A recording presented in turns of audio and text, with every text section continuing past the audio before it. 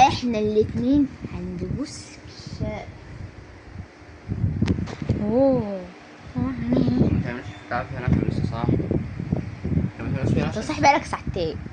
طب احنا دلوقتي عايزين نتفق على خطة جميلة جدا عشان عاوزين ناكل. مش عاوز الصراحة اتعشى مش عاوز اتغدى النهارده. عايز تعملها المشكلة وانت عملت كريب خلطوا ما تاكلش من البيت. الكلبة بس عارف اطلعها حتة واحدة بيطلع مني حتة بس حلو زي الأول مش عارف اعمله زي الأول. ماما بتحط بيضتين وشوية ملح خفيف ولبن.